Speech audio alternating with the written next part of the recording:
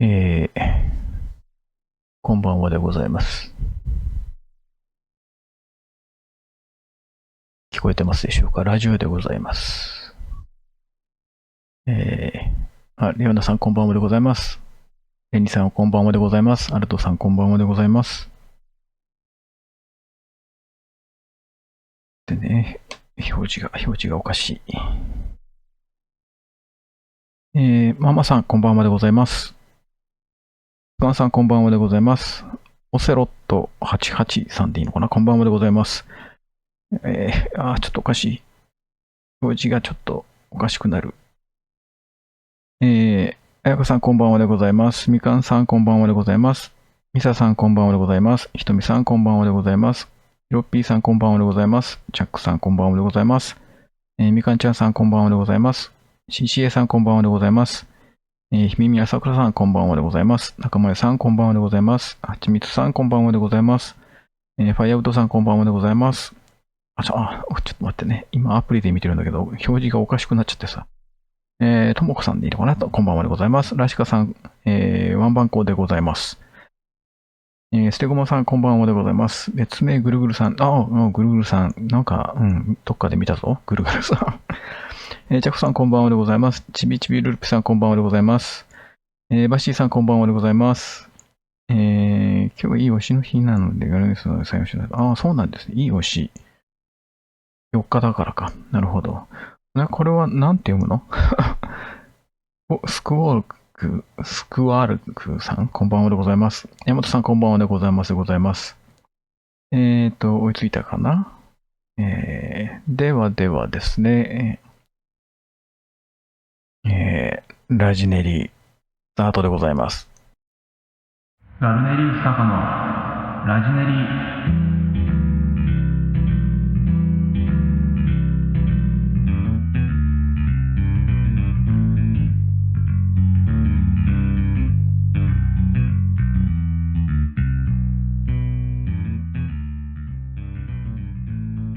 はい、そういう感じでラジオ始まりました。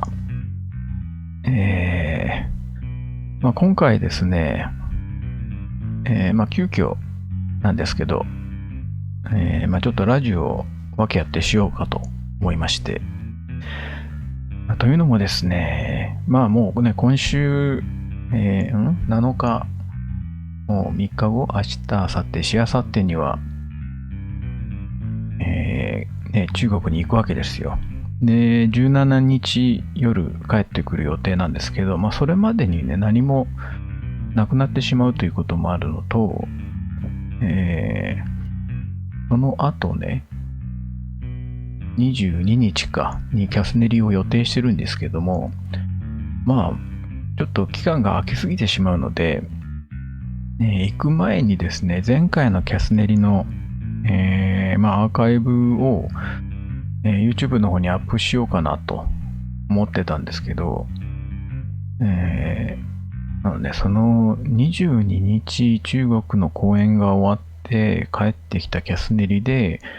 なんかもうね、2週間以上前のリハの動画、画像とかを扱うのも、ちょっと新鮮じゃないなと思ったので、今日撮ったものは今日消化してしまおうかと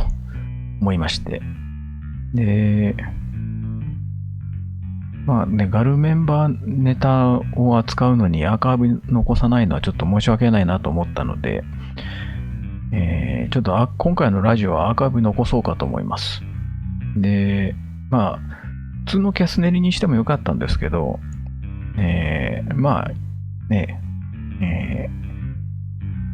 カメラに映ってはいけない、今状態なので私、もう本当にね、前回のキャスネリの時点で髭剃ってなかったけど、あれから一度も剃ってないので、さらに顔が汚くなってるわけですよ。で、リハをね、終えて帰ってきて、ボロボロな状態なので、髪の毛もボサボサですし、部屋着に着替えてダラダラしてる姿を見せるのもなと思いまして、ラジオにしようと。ラジオだったらね、事前告知もしなくて済むし、サクッとやってサクッと終わろうと思いまして。で、一応アーカイブは残して、このアーカイブを YouTube に載っけるかどうかはまだ考えてないんですけどね。一応録画はしてるので、後々 YouTube に載っけられるのは載っけられるんだけど、まあ、余裕があれば中国行く前に、前回のキャスネリと今回のラジネリアーカイブは YouTube にも載っけようかなと思っております。ツイキャスの方でアーカイブはすぐさま公開するので、前回のやつはもう公開されてるし、前回のキャスネリは公開されてるし、今日のやつも、すぐ公開しますので、ツイキャスでは常に見れますよと。YouTube の方で、見てる方、ツイキャスで見れるから YouTube でわざわざ見なくてもいいんだけど、一応 YouTube でもアップしとこうかなと思ったり、思わなかったり。はい。おみわさんこんばんはでございます。遅れてないですよ。みゆさんこんばんはでございます。ね、かよりなさんこんばんはでございます。そんな感じでですね、突如のラジオでございます。はい。某 SNS の方では、ちょっと事前告知的なね、何時ぐらいから始めようかなっていうので、相談っぽいポストをしたんですけど、はい。ちょっとね、さすがにね、今日の岩の風景をその22日に扱うのはちょっと新鮮味がないなと思いましてね。だから帰ってきたらもう中国公演の話だけにした方がいいんじゃないかっていうのが、今日帰宅中に思ったわけでございます。はい。いろいろ考えて、ちょっとラジオして消化しようかなと思って帰ってきて、いろいろね、やることあるの忘れてたんで、はい。バタバタしつつ、なんとか間に合いました。いや。ねえ。スマホ見てたら、通知がいったってことですね。びっくりしてしまいましたか。じゃあ私のことをミュートしといてください。ね、ほんとあっという間に中国公演です。なんかもう、ちょっとね、自分がちょっとまだ何も気持ちの準備もできてないのでもうツアーじゃん、ライブじゃんとか思いながらちょっと焦っております。どうしようかと思って。まだね、今日、明日、明後日と時間があるので、追い込み練習しますけど、ね、はい。下手な姿をね、見せられないので、若干ちょっと増量してしまいましたけども、それ以外、楽しいライブにしなきゃいけないなと思いまして、はい。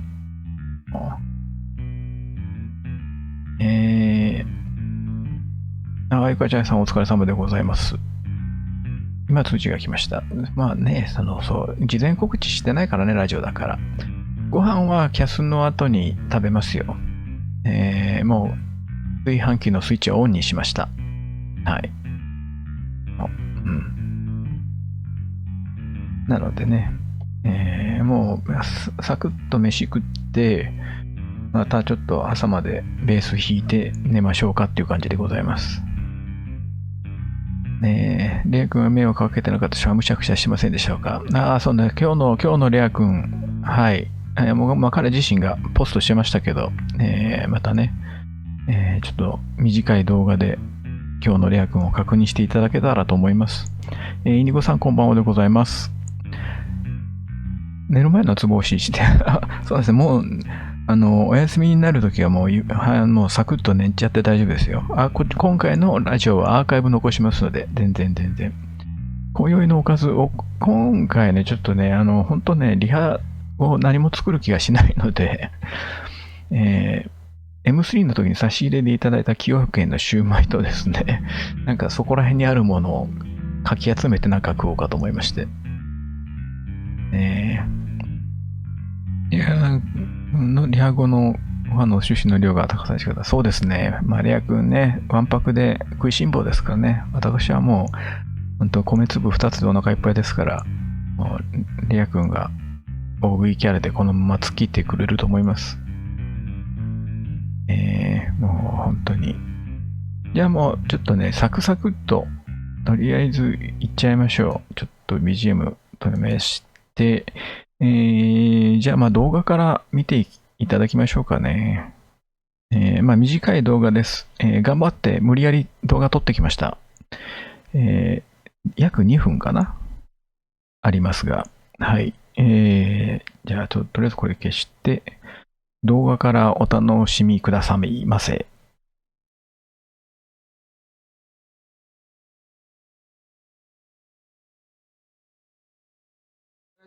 何を忘れましたか？ちっちゃいシンバル類を全部忘れました。ここにつけるやつを忘れました。バカすぎる。レア君は今日も通常営業でございま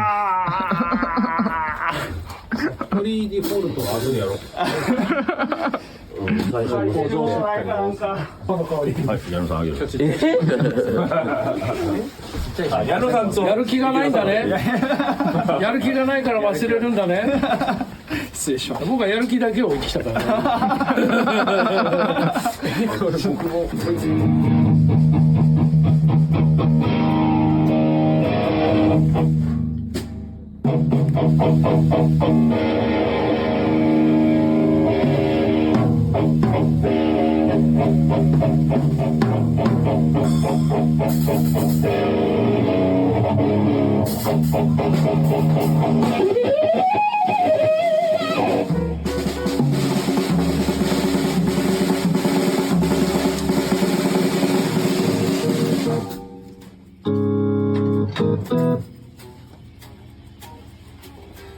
回ってんの。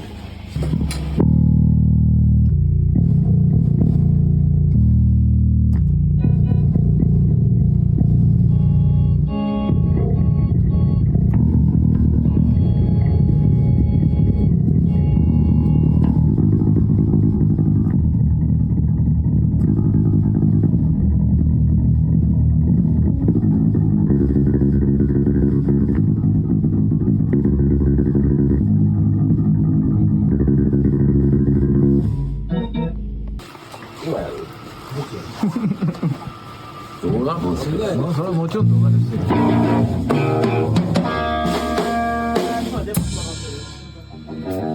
村上君に言ったら呆れられたんですけど、お腹が出てきたんで大げさに言うとこうなるんですよ。したね、最近ね、腰痛がないの。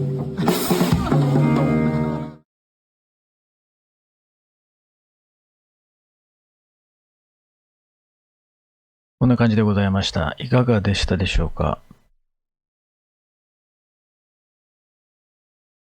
リハの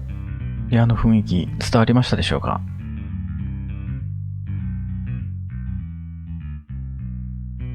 こんな感じでリハ最終日が終わりまして、じゃあもうこのままね、画像いっちゃいましょう。いろいろね、ああいう感じで、最終日ということもあって、スタジオ内はとても緊迫した状態でピリピリしてましたね。もう本当に大変でしたね。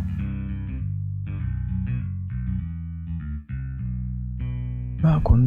なね、感じの。で、今回の、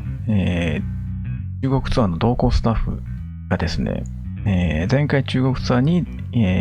同行してくれた、矢野さんと池田さんがまた、来てくれるということで、先週のリハにはスケジュールの都合で参加できなかったんですけど、今日はもう全員集合という形で、はい。メタルさんこんばんはでございます。すいません、ありがとうございます。なんかこのさ、その爆弾が意味わかんないんだけど、和吉さんすいません、ありがとうございます。なんか爆弾がさ、この前のキャスでももらったんだけど、なんかよくわかんなかった。チョコランさんこんばんはでございます。こんな感じでですね、リハ、やってきましたよ、今日も。バイバイバイさん、こんばんはでございます。もう、かずきさんもなんか、キープリのお手伝いされてたんですかね。お疲れ様でございました。あと、なんだっけ、高気圧もライブやってたんでしたっけ。いろいろとお疲れ様でございます。いろいろ、今日はネタの宝庫ですね。ポコラさんこんばんはでございます。小野さんが、多分これファンの方からいただいたって言ってたっけな。なんか、ジュゲム5秒でブチギレっていう、なんか面白い T シャツを着てたので、なんかね、写真撮っときました。芥田さんこんばんはでございます。で、親子会話でございますよ。なんか、親子漫才みたいな感じ。高気圧は来月、あ、そうなんですね。高気圧のライブ 見たいからね。関東でやる際は、なるべくスケジュール合わせて見に行きたいと思っております。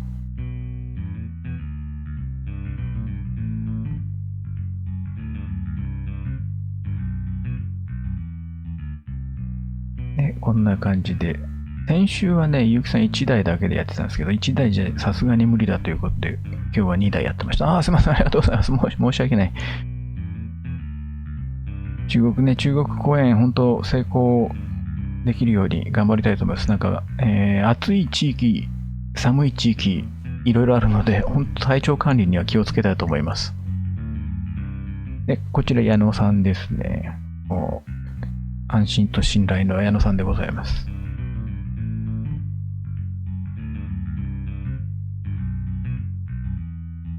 で、緑の帽子をかぶってるのが池田さん、PA をやってくださいます。で、しゃがんでるのは、これは忍者でよかったんだけど。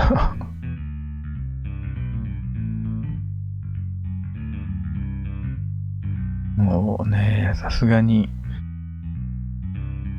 最終日なので、最終日、リハ今回3回やって、ね、今日最後のリハだったので、結構、なんだろう、本番を想定してと言いますか、頭から通してやってきたんですけれども、いや、疲れましたよ。本当に。本当に疲れましたよ。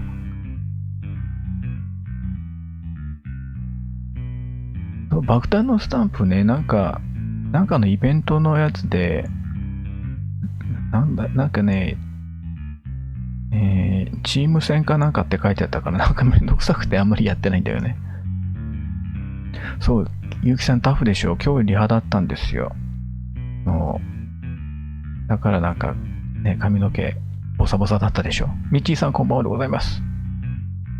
で、今日、動画でも最後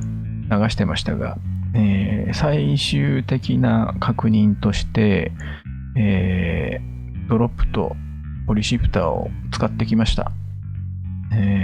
やっぱりね、ヘッドフォンで聞いてるのと、キャビで鳴らす、キャビってスピーカーね、ベースアンプのスピーカーで鳴らして聞くのとでやっぱ全然違ってですね、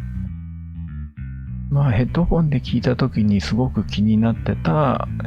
ポリシフターの音が二重になる問題とかっていうのはそんなに目立ってなかったんですけど、二重になってる分ちょっと抜けが悪くなるなっていうのはありましたね。ドロップは音量がまず小さくなってしまうので、さらに抜けが悪くて困ったっていうね。着替え荷造りはまだ一切何もしてないです、バシーさん。私何にもしてないです。とりあえず、必要になりそうな洗面用具とかそこら辺は揃えましたけど。ポリシフターオクターブはついてます。3つ、1オクターブ、2オクターブ、3オクターブ上げ下げできます。ただですよ、私が確認する限りでは、使えたもんじゃないです、ベースだと。上げたり下げたり、特に上げてる、オクターブ上げるのは、再現度がひどかったです。なんだろうね、これなんかね、やっぱこれはギターのエフェクターなのかなと思ってしまいますね。なんだろうね、半音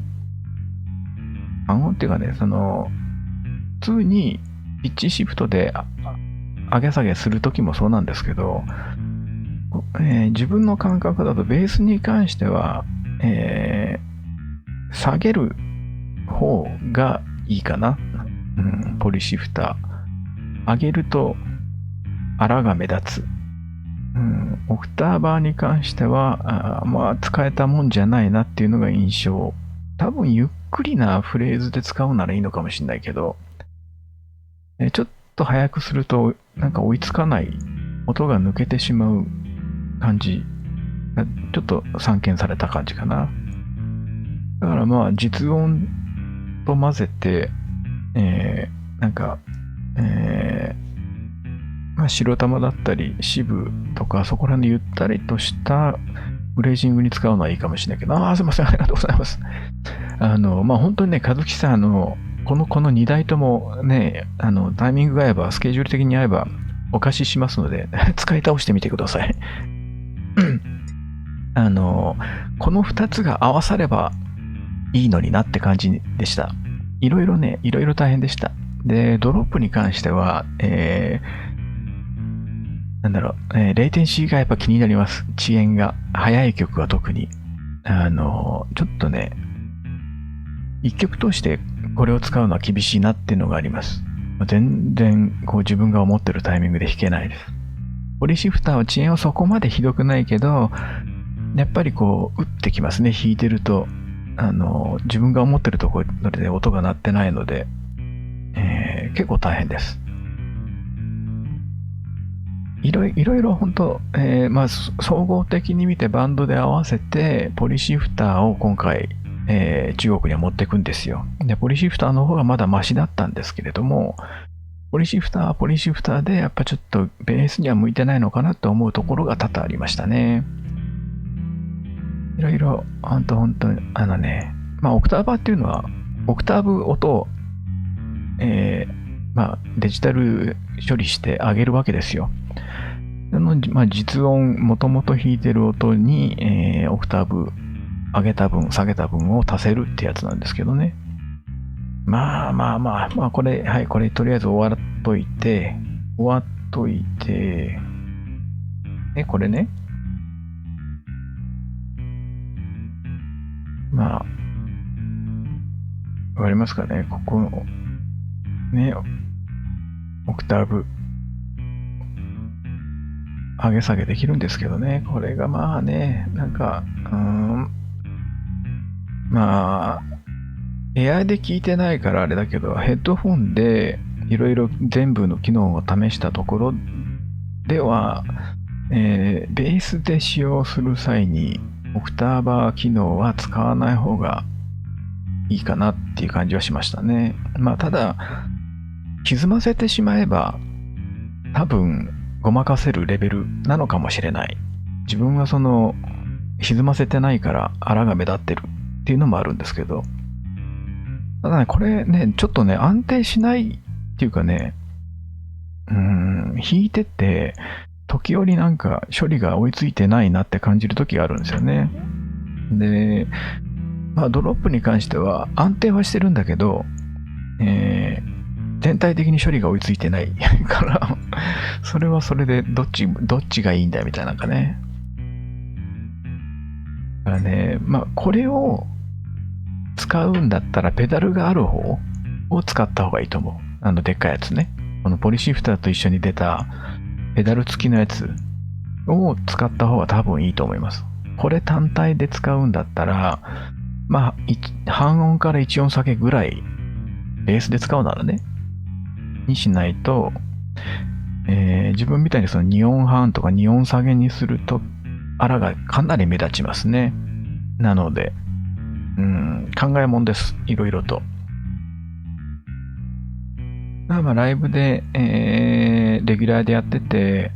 1曲だけ半音下げの曲がある、ベース持ち替えたりチューニングを変えるのはめんどくさいって時に、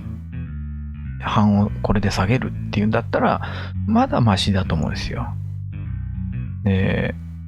まあ、速い曲とかじゃなければ、レイテンシーもあんま気にならないかなとは思うんですけど、すごい速いテンポで16で弾き倒してる、刻んでるってなると、かなりこの0点詞は気になります。もう本当に、なんだろう。いつものタイム感では弾けない。でも、そのタイム感をこれに合わせて変更すると、変な癖がつきそうなので、なかなか難しいです。本当にね、難しかったです、今日のリハは。特に曲中で、ドロップとポリシフターを切り替えて使ってたんですけど、本当難しかったですね。なんだろうね。その中国の公演中に慣れてくれたらいいなとは思ってるんですけど、一応はちゃんとね、その家でもこれを使って練習はしてるので、ただやっぱり、オケを聴きながらこれ使って練習するのと、実際にバンド演奏の中でこれを使うのとでは感覚がちょっと違うので、ちょっとね、本当ピッチシフターというものに慣れてないと、やっぱり難しいのかなと思いましたね。自分は本当本格的に使うのが、今回初めてだったから余計に。ただ、去年そのドロップを買ってて少し試してたおかげで、ドロップより遅延がマシ、レイテンシーがマシなこいつはまだ使いやすく感じたかなっていう感じですね。いろいろ大変です。ドロップっていうのはさっきのね、ちょっと待って。この赤いやつです。赤いやつ。同じピッチシフターで、このドロップは、音程を上げることはできない。下げるしかできないんですけど。だからドロップってやつなんですけどね。同じようにピッチをシフトする、変更する機械でございます。青いやつは、上げ下げができる。音程を上げたり下げたりできるってやつです。多分ね、ギターだとあんまり問題は感じないと思います。レイテンシーはどうしても気になるけど、なんだろうね。やっぱりね、あとね、やっぱギタリストの方が合うと思う。いろいろそのディレイ使ったり、空間系もそうだけど、歪ませたりってやってると、いろいろあらがごまかせるんですよ。でも、失礼なんだろうな。自分みたいに生音っていうか、加工してない音で歪ませないクリーントーンでやると、ドロップはまだマシだったけど、ポリシフターに関しては、エフェクトがかかった音がひどいんですよね。実音からデジタル処理して、2音下げました。で、その音プラス、なんかコンプとか空間系のエフェクトがかかったような音がかぶさってるんですよ。だからすごく音が2つに聞こえる。で、それがね、ヘッドフォンで聞くとものすごく顕著なんですよ。で、キャビで鳴らすと、そこまで目立たないのでいいんですけど、音が二重になってる分、ちょっとこもって聞こえて、抜けが悪くなる。で、ドロップに関してはそういうのがないので、本当に、二重になったりはしないんですけど、ただ音量がちょっと下がるから、その分で抜けが悪くなる感じですね。だから、おそらくですけど、こっちよりもそのペダル付きの方がいいと思う。相対的には。でかくて重いから自分は嫌だけど。で、ペダルを使ったりする予定がないからこっちにしましたけど、ピッチシフターとかそういうので、もうそれありきでボード組んだりするんだったら、ペダル付きの方がいいと思う。このコンパクトじゃなくて。これはちょっとね、いろいろ難ありです、ベーシストに関しては。ちょっと、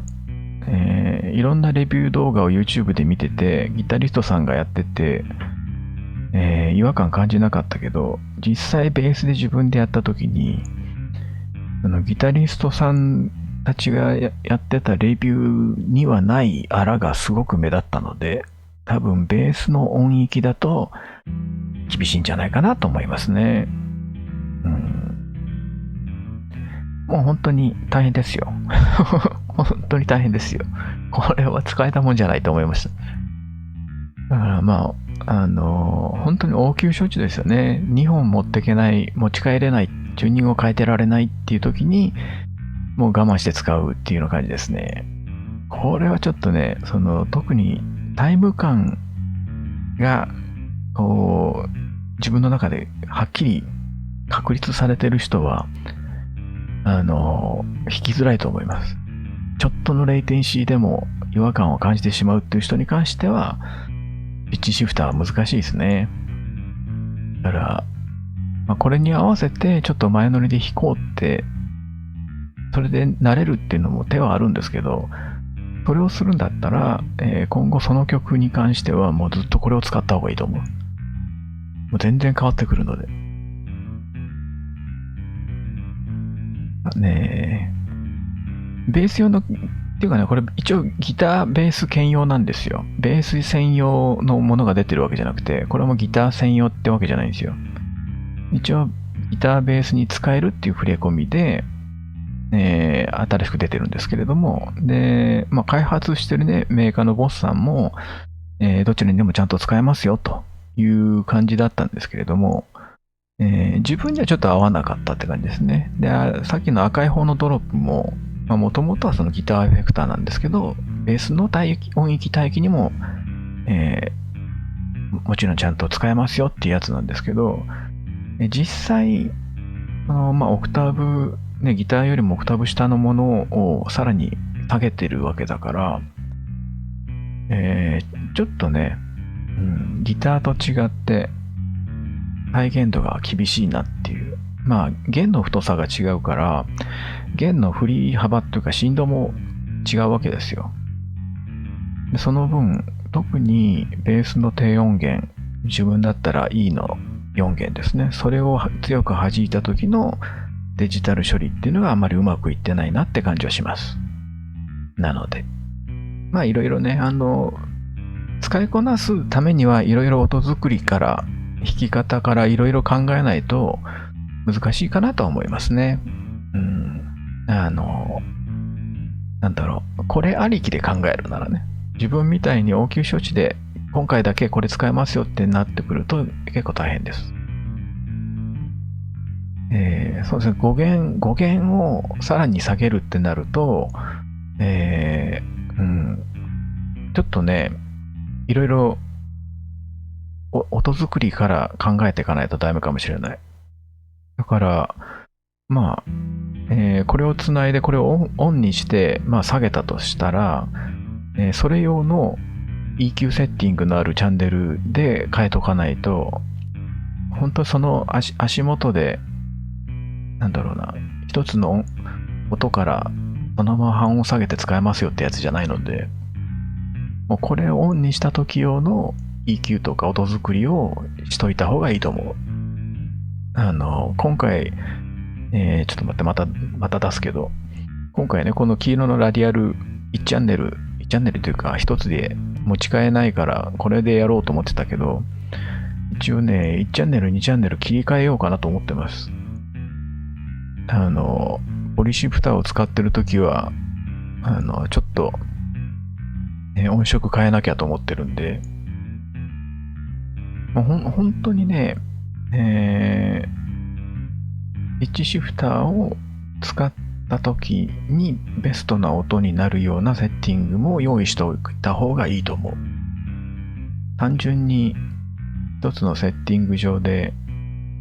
こうピッチシフトを使って切り替えて満足するってことはまずないと思います。特に5弦だと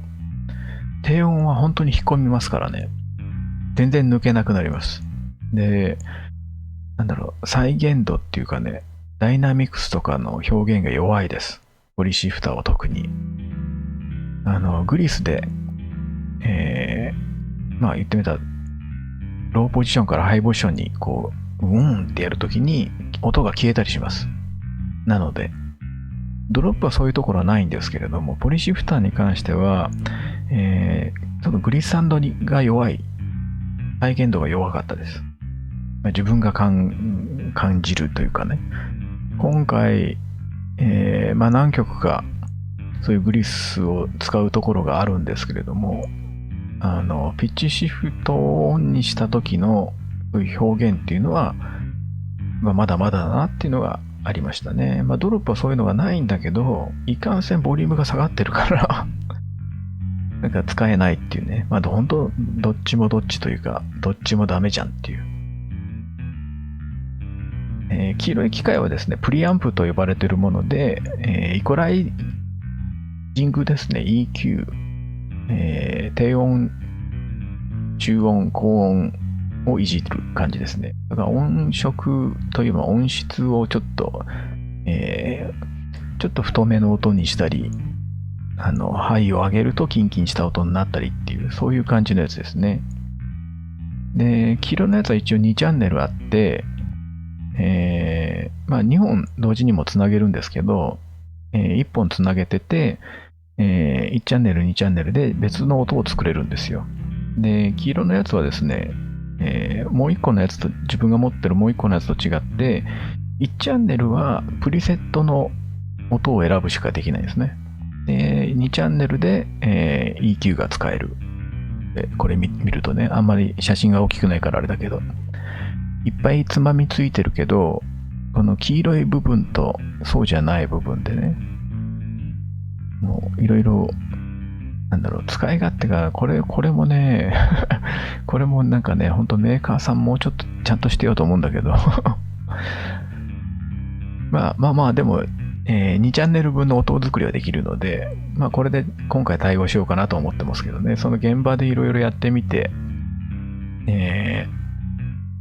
最初の中国公演のリハで、ライブハウスでやってる当日のリハでなんとかやって、その初日の公演には間に合わせようと思いますけど、今日やった限りでは、それ用に、音作りはした方がいいなっていうのは思いましたね。まあほんとね、なんだろう、ベース専門の機材っていうものを使わないとダメなんだなと思います。そのベースの帯域音域に特化したもので、ベーシストが作ったもの、本当にベースのことをよく理解してる人が機材を作らないと、なんか、周波数広げてベースにも対応してるから使えますよっていうような感じのものだと満足いかないと思いますね。これは本当ちょっと難しいところですけど、まあ、自分みたいに、音を歪ませなかったり空間系のエフェクターを使ってない人は特に気になると思います。もともといろんな音色使ってて、元の音が何だったんだいっていうぐらい音を変えてる人だったらあんま気にならないかもしれないですね。だから、アンプ直で間にこれを挟んだ時にものすごく違和感が出ると思います。自分は本当に簡易的な練習をする時っていうのはアンプ直レベルでやってるから、それだとこれ繋いだ時にめちゃめちゃやりづらいっていうね。もう本当に、はい。なかなかね、そのベースに特化したベースよって歌ってる機材って少ないんですけれども、まあね、でも全然やっぱりね、ギター用、ベース用、どっちも使えますよっていうのを使い比べると、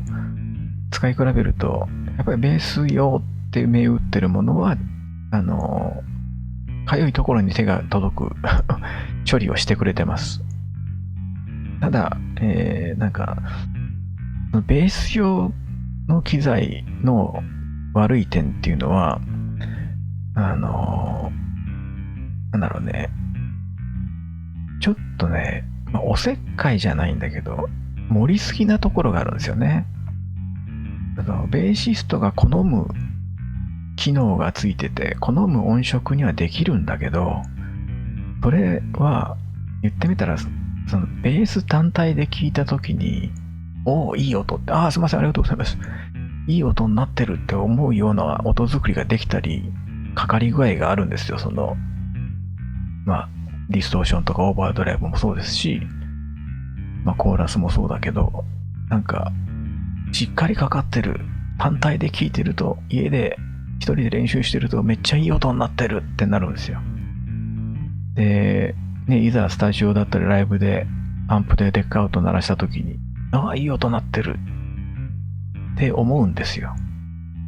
でもね、そこがね、罠なんですよね。バンドの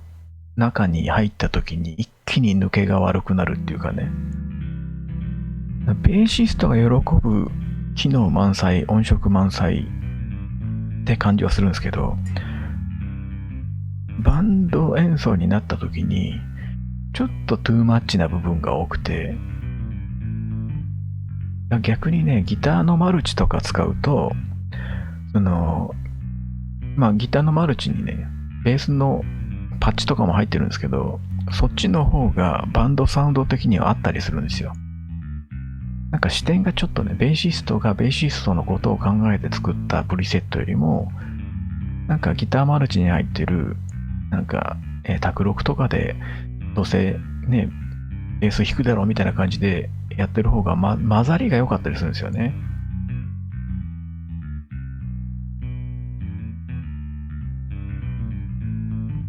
もう本当に、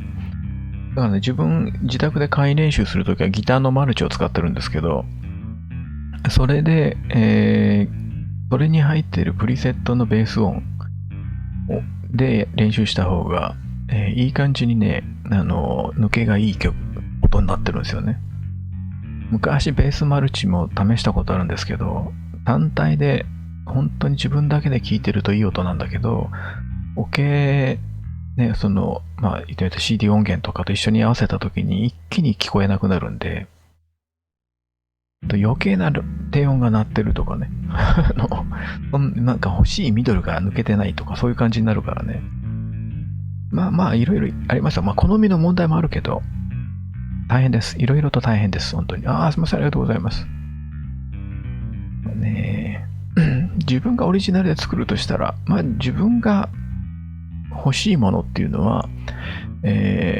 自分が弾いてる楽器、自分のね、ベースの音を変えずに、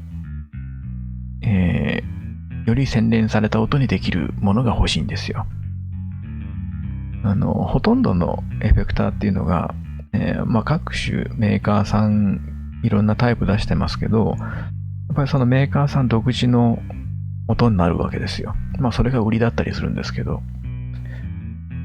だから、言ってみたら、それをつなげるとその音になってしまう。でも自分はそれ嫌なんですよ。あくまでも自分のベースの音を良くしたいので、余計なメーカーの音はいらないんですよね。だから、そういった意味で、黄色いね、ラディアルは、あんまり、元のベースの音を変えないので、コンセプトがそれだったから、メーカーさんが開発したときに、なんか海外のプロミュージシャンが、元のベースの音をあまり変えないようなプリアンプを作ってくれって言われて作ったそうなので、本当にがっつりエフェクトっていうか EQ をいじっても元のベースの音はあんま変わってないんですよね。変わってないというか音質というか基本的な音色が。でも、そのローはちゃんと上がるし、ハイもミッドもちゃんといじれるしっていうので重宝してるんですけど、そういうのじゃないと自分はちょっと困るっていう。ベーシストさんによっては、このエフェクターのこの音が欲しいって言ってつなげてる人もいるから、いい悪いじゃないですよ。好みの問題なんですけどね。昔、ルナシーの J さんが使ったことですごく日本でも有名になったというか浸透したサンズアンプっていうプリアンプがあるんですけど、あれは本当にね、それさえつなげればその音になるんですよ。っていうかその音しか出ないんですよ。もうどんなにいじってもサンズアンプの音になるんですけど、でもそれが出したい人はそれをやっぱ買うわけですよね。プリアンプ、同じような、自分が使ってるラディアルのプリアンプと同じような機能なんだけど、もうそれサンズアンプにつなぐとサンズアンプの音になってしまうんですよ。どんなベースも。でそれは自分が嫌だったからサンズアンプは買ってないんですけど。で、ラディアルの前に使ってた MXR っていうメーカーのプリアンプは、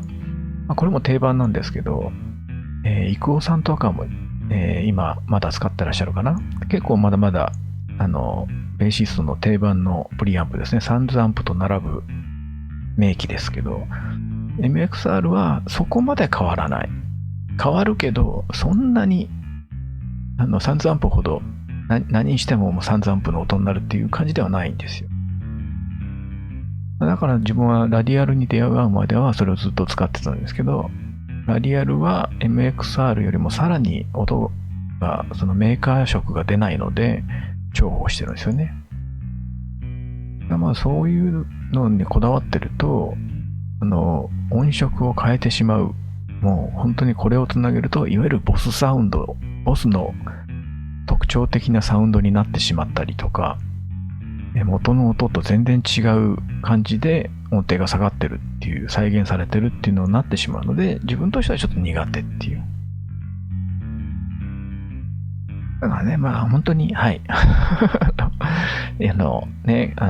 人によるんですけどね、これがやっぱりぴったりっていう人もいると思うので、あまり悪くは言いたくないんですけど、自分には合わなかったと。で何が合わなかったかっていうと、まあさっき言ったところですよ。音が二重に聞こえるのと、処理がちょっと追いつかないのと、まあ言ってみたら、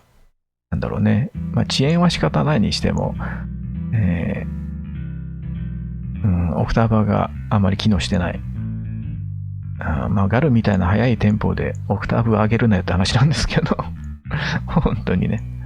大樹さんこんばんはでございます。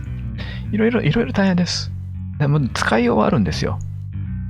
多分他の人が使ったら全然問題ないと思う部分が自分はこだわってるだけなので。なので大丈夫だと思います。MXR ね、その自分、ラディアル手に入れる前でレコーディングでもずっと使ってましたからね。なんだろう。主にファクターの低音を削るために MXR は使ってましたね。もう、ファクターが本当ローしか出ないから、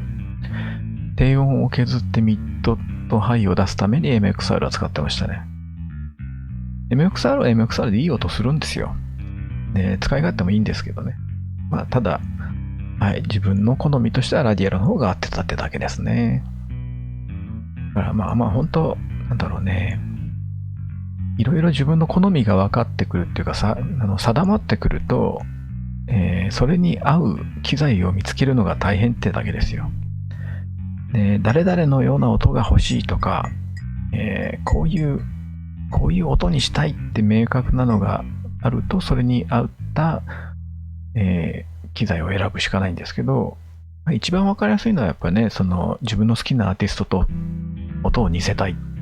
そうなった時に同じ機材を使うのがやっぱり一番の近道ですよ。単純にそのギターなりベースなりを歪ませたいってなった時に、違うメーカーの歪みのエフェクターを使うとやっぱ全然違ってくるので、この人のギターの音がいいなと思ったらアンプから、まあギター本体もそうだけど、アンプからエフェクターから全部同じにした方が同じ音が出ますよ。あとは自分の弾き方の問題でニュアンスとかトーンはコントロールしなきゃいけないですけどだから自分の場合は特に極力音を変えるものを使ってないので、マークベースのヘッドアンプヘッドも、すごくシンプルなのでそんなにねマークベースっていう音にならないんですよ。自分が使ってるやつ。黄緑色のアンチクショー。だから重宝してるんですよね。で、だけど、スピーカー部分、キャビネット部分はマークベースじゃなくてアンペグになってるのは、アンペグの8発入ったどでかいスピーカーが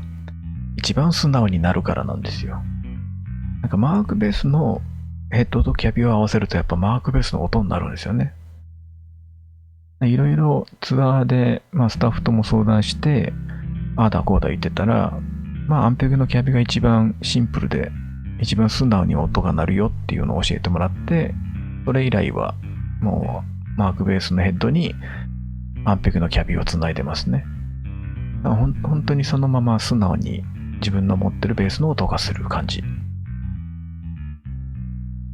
ね、いろいろと。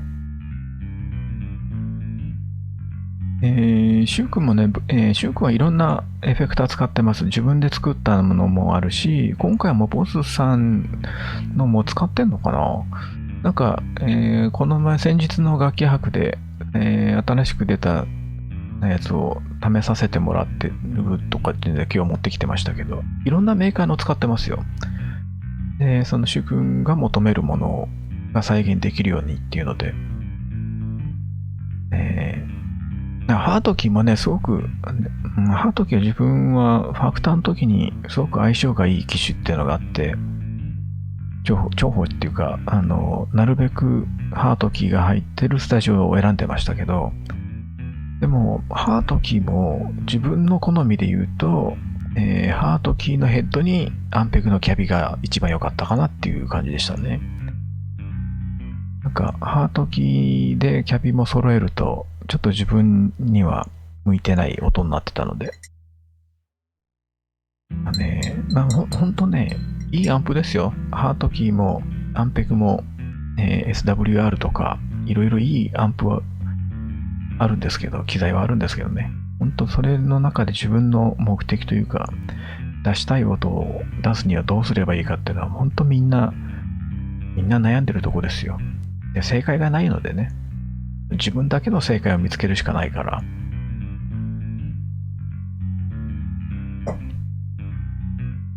自分は特にファクターの正解と今の ESP のベースの正解がまた全然違うから、可能性としてはね、今後いろいろ増えたり減ったりするかもしれないけど、まだまだ探してる段階ですね。ね、今後、この前、お昼に新宿でカレー食っていた時もですね、そういう感じの機材のね、お話をいろいろ伺ってきたんですよ。で、来年ちょっと、新しい機材を試してみようかなっていう話を進めてもらってるんですけど、それはラディアルと同じでプリアンプなんですけど、それが本当に自分の好みになるんだったら、ラディアルにとって変わるみたいな感じですかね。だからもう本当に。ヘッドはアギラ、ペダルがハットキーベース、なるほどね。そう、アギラもいいんですけどね、自分ね、アギラのヘッドはちょっとなんか合わなかったけど、でも、内部にアギラの OBP3 は入れてるので、アギラ自体の音はすごい好きなんですよね。プリアンプ部分は好きなんですよ。アギラーもやっぱアギラーの音になりますけど、そのアギラーの音が自分の好みに合ってましたね。来年2月ぐらいかな。その方はその日本にずっと住んでらっしゃる方ではないので、また来年2月に日本来るからその時にっていうんで、シュウ君も含めて、機材をちょっと試してみてっていう話をしてたんですよね。なので、来年うまくいけば、それを試奏させてもらって、で、その自分用にカスタムしてもらう話になるかもしれないですね。それを作ってる本人なので、一応なんかね、いろんな、選択肢があるというか、ものすごい振り幅があるプリアンプを作ってらっしゃってて、で、それの中で自分に合った、ここの、言ってみたら、ローの音域はここをいじりたいとか、ミッドはここを出したいとかっていうのであれば、細かく言えばそれ用に、自分用にカスタマイズして1台作ってくれるっていう話なので、そういう話が進めば、今後もしかしたら、ラディアルを卒業して他のものになるかもしれないし、ピックアップやらなんやら、本当にいろいろ変わるかもしれない。変わらないかもしれない。これはもう全然わかんないですけどね。あとはその自分の弾き方で、どこまで、コントロールできるかですね。やっぱりね、右手左手をどう扱うかによって音がまた変わってきますので、だいぶ、今の ESP のベースの弾き方っていうのが分かってきたから、だいぶ自分の音になりました。あ、ご飯が炊けました。ご飯が炊けましたよ。今夜もいろいろありがとうございます。いや、とんでもないです。和樹さん、本当にドロップもポリシフターもお貸ししますのでもうぜひ、いろいろね、個人練習、スタジオ練習、ライブ等々で使って、実際に確認してみてください。ご飯炊けましたので、もう終わりたいと思います。もうね、ガルのネタもやりましたし、ね、レア君が盛大に忘れ物したことも、文字だけではなく、私はちゃんと動画で、本人が、あーって言ってるところもお伝えできましたので、はい。あら、はるさん。そういうのずっと聞いてたの？あら、お恥ずかしい。じゃあ、はるさんにもレア君が忘れ物キングだってのがバレてしまったわけですね。いや、サイクさんこんばんは。今気づいた。大丈夫。今回はアーカイブ残しますんで、大丈夫ですよ。もうね、はい。29日のワールドクイックネットそのあたり、本当、はい、ね、29日、多分空いてるっていうか、開けますよ。頑張って開けます。そんな感じでございました。今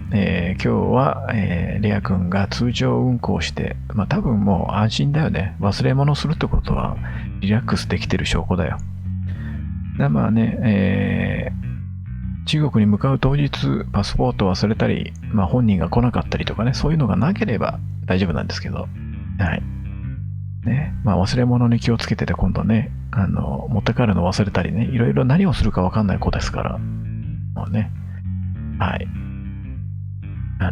でも楽しかったです。はい。ね、小野さんもお腹が出たおかげで腰痛が、マシになったっておっしゃってましたし、いろいろ、はい。というわけで、ガルネリウスは、7日から中国に行ってまいります。もう本当、前回行ったのが10年ぶり。そこからね、1年経って、もうこんなに早く中国に行けるとは思ってなかったですけど、また、喜んでもらえるようなライブをしていきたいと思います。頑張っていきます。はい。なので、今回は特別版ということで、ガルネリネタを扱ったので、ラジオですが、アーカイブは残します。で、本当申し訳ないけど、お茶箱もいただいてしまったんで、お礼画像は送ります。お礼画像は送ります。前回のその M3 で、コスプレしたじゃないですか。M3 でというか M3 の、作品用に MV を撮るときにコスプレしたじゃないですか。それの、自撮り写真がまだ1枚ありましたので、それを今回ちょっとお礼画像とさせていただきます。はい。こっそり自撮りしてたんですよ、私ね。はい。それをお礼画像としますので、ちょっと、お茶箱をいただけると思ってなかったからあれですけど、いただいてしまったので、はい。お礼画像は、はい。送らせていただきます。では、そんな感じでございました。では、間に合わなかった方、あとで、すいません、ありがとうございます。もう本当終わりだから大丈夫です。後でアーカイブを確認してください。本当、もうすみません、ありがとうございます。そんな感じでした。では、美味しいご飯を食べたいと思います。これは、私は、中国公演終わるまで寿司は食わないぜ。お疲れ様です。お疲れ様です。ちょっと電話を消して、皆さんももう本当大丈夫ですよ。ありがとうございました。ありがとうございます。では、皆さんも美味しいご飯を食べてお腹いっぱいになってから、おやすみになってください。ではでは、ありがとうございました。また、中国帰ってから22日キャスネリでお会いいたしましょう。おやすみなさい。